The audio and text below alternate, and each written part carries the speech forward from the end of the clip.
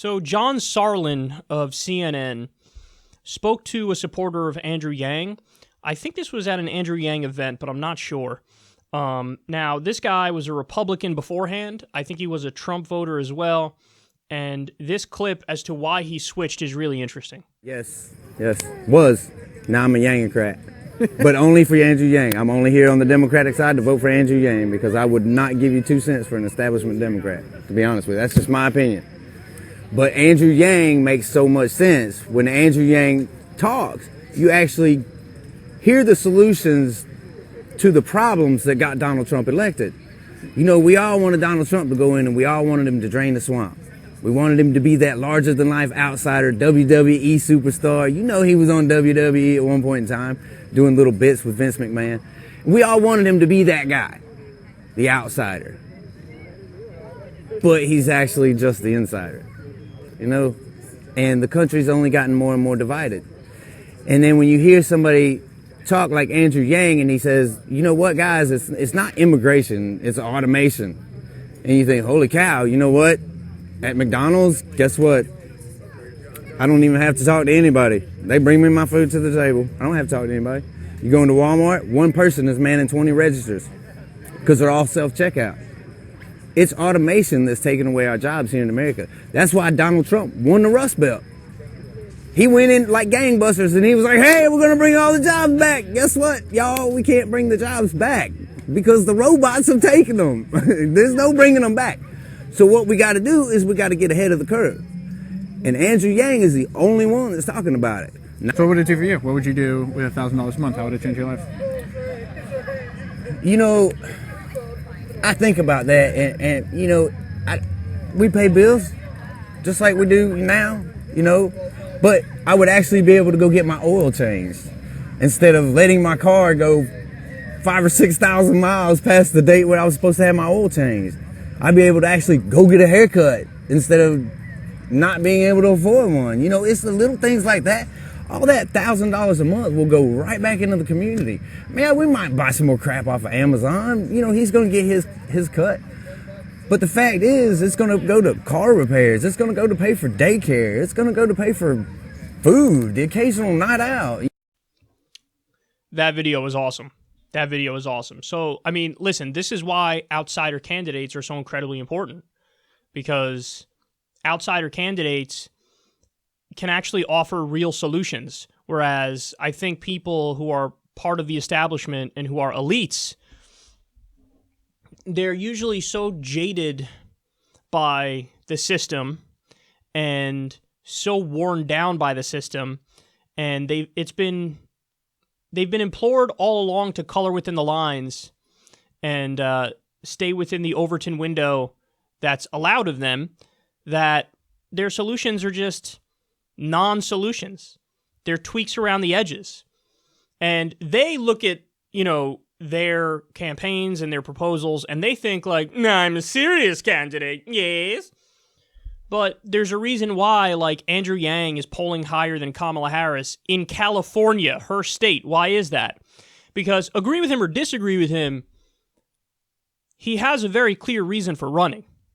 Like, if I ask you, why is Kamala Harris running? What's your answer?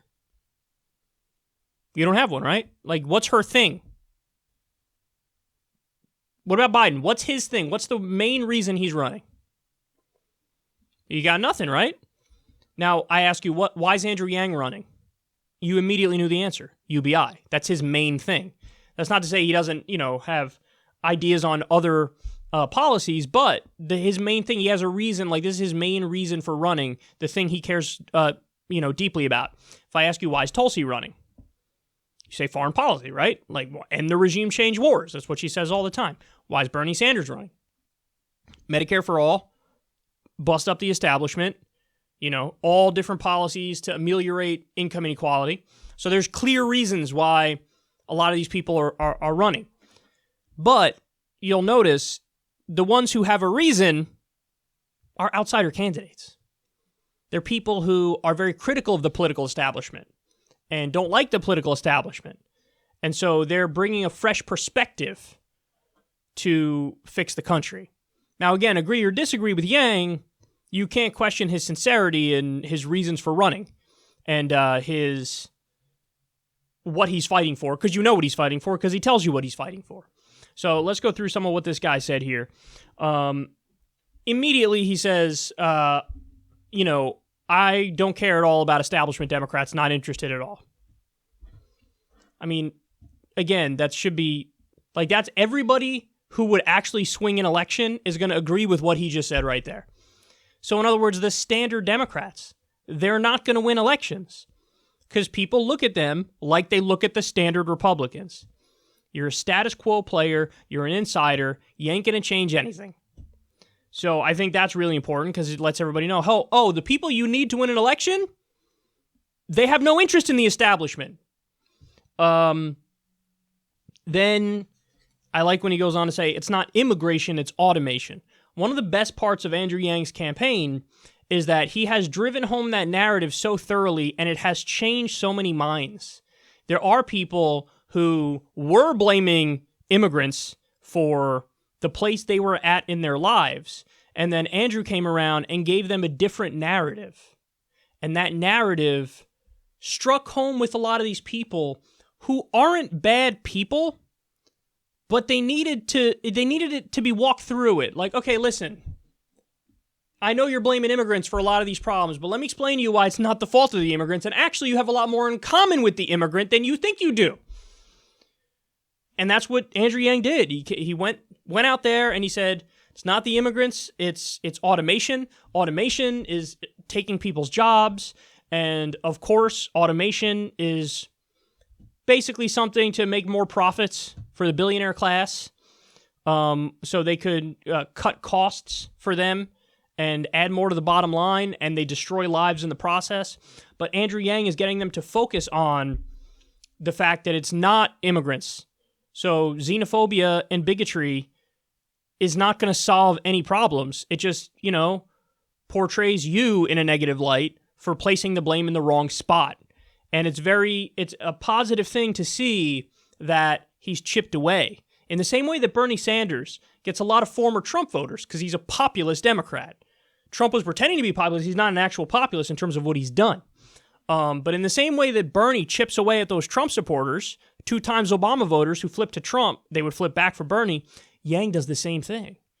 Because Yang is giving them a narrative that's compelling. And I like when he lays out, hey, here's what I do with the money, oil change, haircut, so on and so forth. Yeah, we'd get some more stuff off Amazon or whatever, but it's going to go, point is, it's going to, instead of a trickle-down economy, it becomes a trickle-up economy. Now, again, you can have disagreements with the specifics of Andrew Yang's UBI, but I think the idea, the heart of it, that UBI is a good idea is true. I personally think that.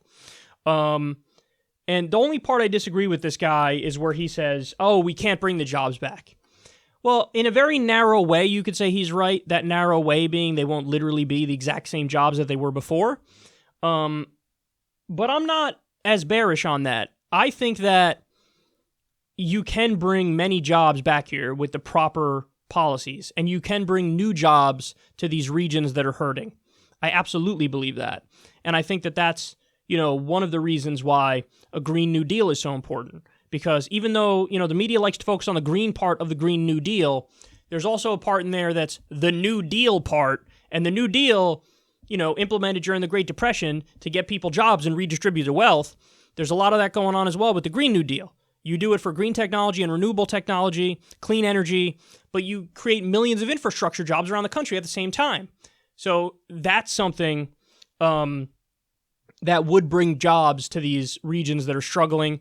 Also, there are specific executive orders, specific economic policies that can bring jobs to the region.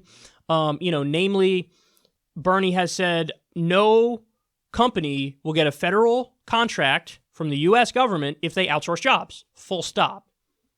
That's going to bring a lot of jobs back here because those contracts with the government are insanely lucrative. And so you're making it worth their while to stay here. And you can punish them if they send them overseas.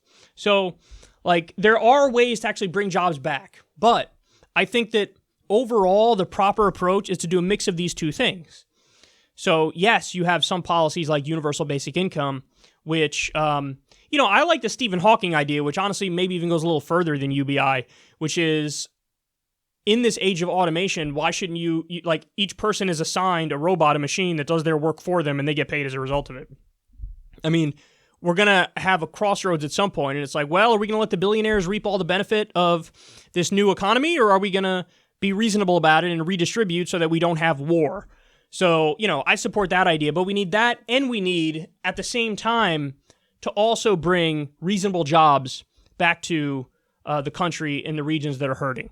And, even like Ro Khanna's idea is to have Silicon Valley, instead of outsourcing jobs, you make deals with them to bring jobs in the middle of the country. And there are a lot of people in a lot of these little towns in the middle of the country, and they don't want to leave because it's their home. But they have no options. They have no way of making money. So why not, bring in these investment projects where Silicon Valley jobs go to the middle of the country? They could be trained for that. There's no problem with that. So I like a mix of all these approaches. But bottom line is, you ain't going to find any of these answers from within the establishment because they're corrupt and they're bought and they're not trying to help people. They're just trying to advance in their careers and play by the rules. It's time to ignore the rules. It's time to start fresh, have bold ideas, and really try to restructure the system.